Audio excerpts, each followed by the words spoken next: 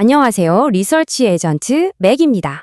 2026년 4월 16일 미국 증시는 정말 그야말로 기록적인 하루였습니다.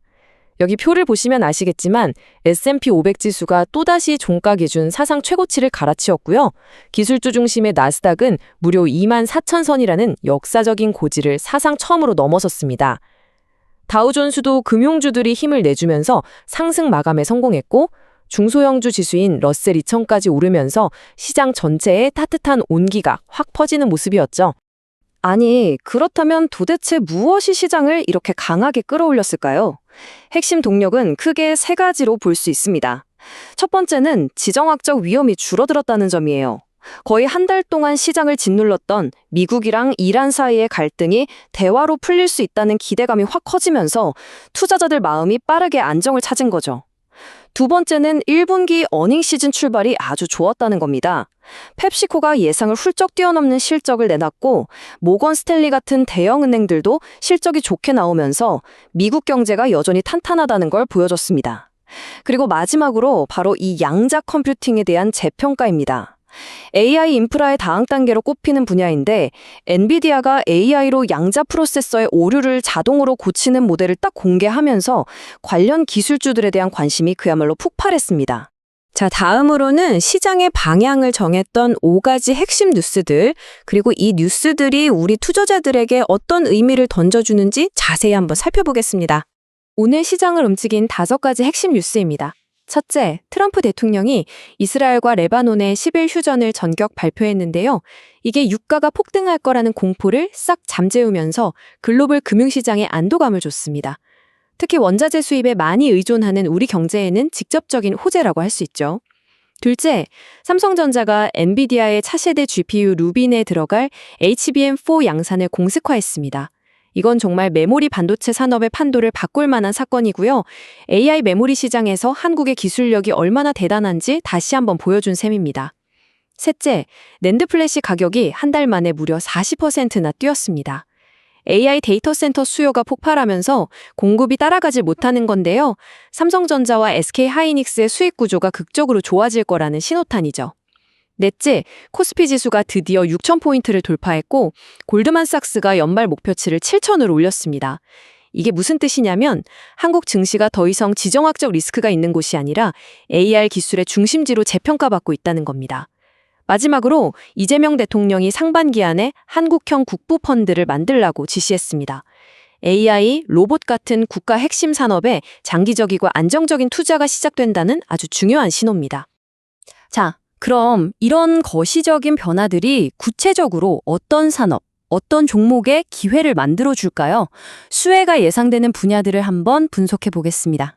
앞에서 살펴본 5대 뉴스는 그냥 뉴스로 끝나는 게 아니죠. 특정 산업에는 아주 직접적인 순풍으로 작용합니다. 첫째, 뭐니뭐니 해도 반도체 섹터입니다. 삼성전자, SK하이닉스, 그리고 한미반도체는 HBM4 양산과 낸드 가격 급등의 가장 큰 수혜주로 꼽히고 있습니다. 둘째, AI 인프라와 전력 분야입니다. 데이터 센터 짓는 속도가 빨라지면서 LS 에코에너지나 HD 현대일렉트릭 같은 전력 설비 기업들에 대한 수요가 폭발하고 있죠. 셋째, 로봇과 자율주행 분야. 제조업의 대혁신 선언, 그리고 국부펀드 투자는 레인보우 로보틱스나 현대차 같은 기업의 엄청난 성장 동력이 될 겁니다. 넷째, 방산 및 우주항공입니다. 중동 리스크는 좀 줄었지만 전 세계적으로 국방 예산을 늘리는 추세는 계속되고 있거든요. 그래서 한화에어로스페이스나 KIA 같은 기업들이 계속 수혜를 볼 것으로 예상됩니다. 마지막으로 금융 및 가치주. 코스피 6000 시대를 맞아서 밸류업 프로그램이 더 힘을 받게 되면 KB금융이나 메리츠금융지주처럼 주주 환원에 적극적인 기업들이 주목받을 수밖에 없습니다. 자, 이제 시선을 다시 미국 시장으로 돌려볼게요. 오늘 상승장을 이끌었던 5가지 핵심 테마는 무엇이었는지 그 패턴들을 한번 분석해 보겠습니다.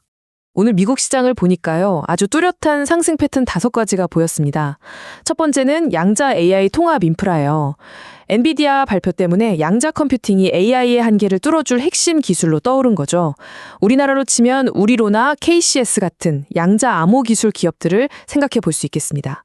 두 번째 패턴은 전력적 AI 피봇입니다. 기존의 전통 기업들이 AI 기업으로 빠르게 변신하는 흐름인데요.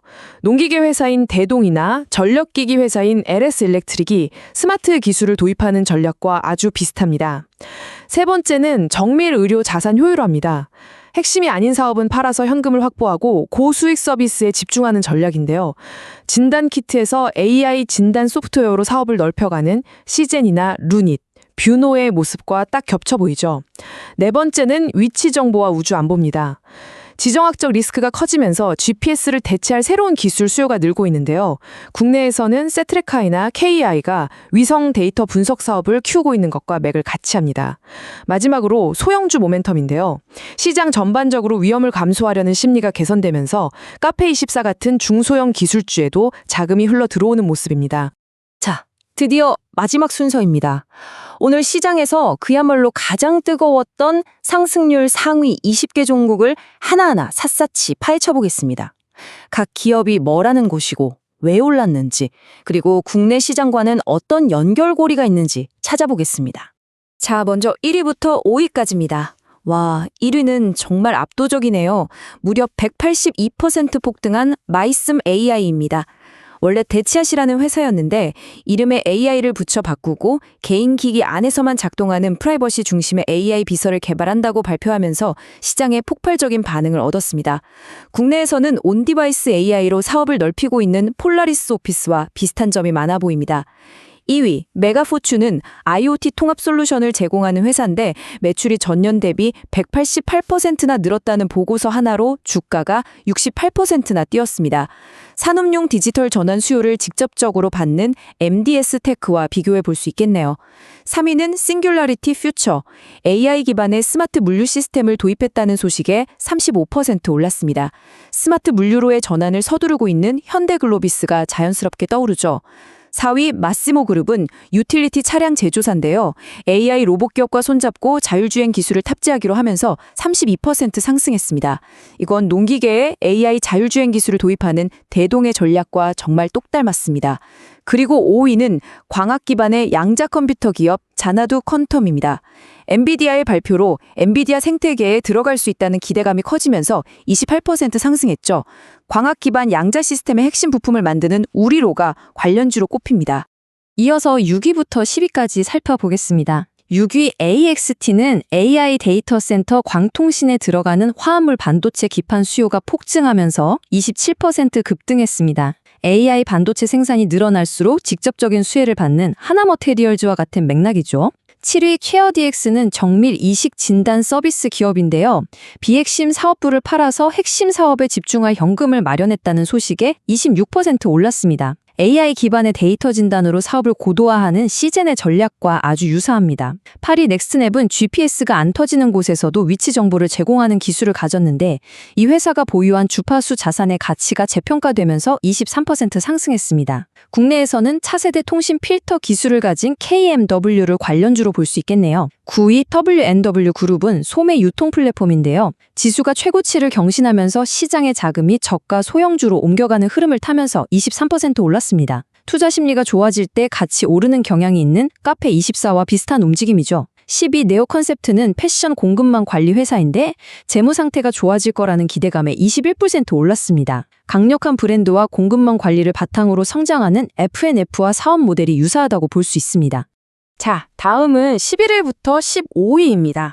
11위 나비타스 세미컨덕터는 데이터 센터의 전력 효율을 확 높여주는 질화 관련 반도체 수요가 늘면서 19.7% 상승했습니다. 국내에서 겐 기술의 강자인 RFHIC와 직접적으로 연결되는 부분이죠. 12위 아젠타는 생명과학 실험실 자동화 전문 기업인데요. 사업부를 효율화하고 좋은 파트너십을 맺었다는 소식에 19% 올랐습니다. 국내 유전체 분석 선두 기업인 마크로젠과 비슷한 성장 스토리를 가지고 있습니다. 13위 아메리칸 쉐어드는 첨단 방사선 수술 시스템을 병원에 빌려주는 회사인데 시장 점유율을 넓히고 있다는 소식에 18% 상승했네요. 의료기술 인프라를 보급하는 비트 컴퓨터와 유사한 역할을 하고 있죠. 14위 블랙스카이 테크놀로지는 실시간 위성 영상 분석 기업입니다. 지정학적 갈등이 심해지면서 군사정보기관과의 계약이 늘어 17.5% 올랐습니다. 국내 대표 위성 기업인 세트렉 I의 사업 확장 방향과 정확히 일치합니다. 15위 파이어플라이 에어로스페이스는 상업용 우주운송 서비스 기업인데요. 발사 성공률을 높이면서 비용 효율성을 입증해 16% 상승했습니다. 민간이 주도하는 뉴스페이스 시장을 열어가고 있는 한국항공우주 KAI가 떠오르는 대목입니다. 자, 이제 마지막 16위부터 20위 종목입니다. 16위 시그마 리튬은 고순도 리튬 생산량 목표를 올려잡으면서 15% 넘게 상승했습니다. 배터리 핵심 소재 공급망을 책임지는 에코프로머티와 같은 밸류체인에 속해 있죠. 17위 액추에이트 테라퓨틱스는 개발 중인 췌장암 치료제의 임상 이상 데이터가 아주 권위 있는 학술지에 실리면서 14% 올랐습니다. 혁신 신약을 개발해서 글로벌 임상 데이터를 만들어내는 한올 바이오파마와 비슷한 R&D 모멘텀입니다. 18위 멀리는 항공기에 장착해서 자율 비행을 가능하게 하는 소프트웨어 회사인데 수주가 늘었다는 소식에 14% 상승했네요. 국내 UAM과 국방 자율주행 소프트웨어의 선두주자인 한화 시스템이 대응 종목이 될 수 있겠습니다. 그리고 19위와 20위는 다시 양자 컴퓨팅 기업입니다. D-Wave 퀀텀은 산업의 최적화 문제를 푸는 도구로 다시 주목받으면서 13% 올랐고요. 양자 암호화 솔루션을 제공하는 엑스게이트와 연결해 볼 수 있습니다. 아이온큐 역시 고성능 프로세서의 성능 지표가 좋게 나오면서 13% 상승했는데 양자 암호화 칩을 상용한 KCS가 관련 기업으로 분류될 수 있겠습니다. 네, 오늘 이렇게 시장을 쭉 한번 살펴봤는데요. 마지막으로 꼭 드릴 말씀이 있습니다. 오늘 제가 전해드린 내용은 어디까지나 정보 제공을 위한 것이고요. 특정 종목을 사시라고 권유하는 건 절대 아닙니다. 모든 투자의 최종적인 판단과 책임은 투자자 본인에게 있다는 점 꼭 기억해 주시길 바랍니다. 이상으로 4월 16일 미국 증시 분석을 마칩니다. 감사합니다.